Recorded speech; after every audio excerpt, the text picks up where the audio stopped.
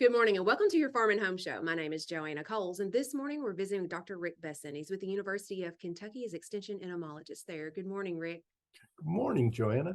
Well, this is the time of year where things are maybe starting to slow down a little bit. We might start put things away or maybe get organized in some of our shop areas. But one of the things that we probably need to consider is storing our pesticides correctly if we haven't been doing so. That's right. And there's several reasons why we need to store them properly. What one is, we need to keep people that are unaware of, pesticides, out of them. So there's the security thing. The other aspect is pesticides are not cheap. They're not always hard to, or they're not always easy to find. They can be hard to find sometimes. And so you have an investment in your pesticides. They're important. You don't want them to go bad and become hazardous waste. And all pesticides are not created equal. You probably really need to read your label and get familiar with that because some you don't need to store if it's going to get really hot or really cold. It really reduces the efficacy of that product. That's right. Every pesticide is required to have a pesticide label, and one of the last sections on each pesticide label is storage and disposal. And usually, in the first couple of sentences in that storage section of the label, they talk about temperature requirements and things like that. Some may say don't allow the temperature to drop below 40 degrees in storage. Others may say just don't allow them to freeze. But every pesticide, like you said, is different. They're unique. Even the same pesticide that may come in different formulations, every formulation may have some different storage requirements.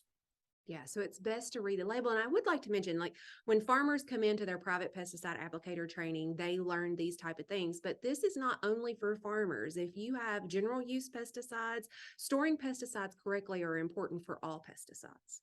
Correct. I mean, we have farmers that get trained on that. We have homeowners that they go to the box store, that they buy pesticides, they use a little bit, and they put them in storage, and they need to do that in a very safe manner. I mean, some of the basics of pesticide storage is you need to keep children from having access to pesticides. I mean, if there's nothing else, I think that's the number one thing is making sure that they're out of the reach of children. And the best way to do that is keep them in a locked cabinet. You need to make sure that if the pesticide container leaks, that it's contained. And so I like keeping pesticides in plastic tote bins. And so if one ever does leak, it's not going to contaminate the whole area. It's going to be contained within that tote box. Always store pesticides in areas that are uncluttered. Last thing you want to do is grab something and then trip over something and fall and have a container break or leak. So that's very important. So uncluttered, well-lit areas with good ventilation is always good. Another very important thing for pesticides is to always store them in the original container. Never move them into another container. The absolute worst thing you could do is put them into a container where someone's going to think it's something else. Put it into a beverage container, and someone could take a sip of that. That would be absolutely be horrible.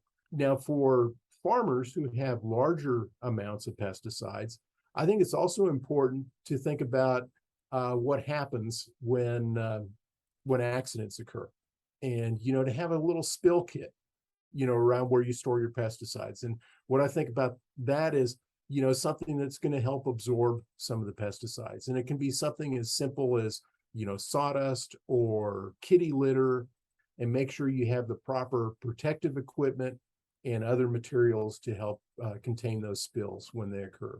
And it's better to be proactive and have all that readily accessible than to have a spill and then have to go gather it up. The best thing to do is to have all of that there.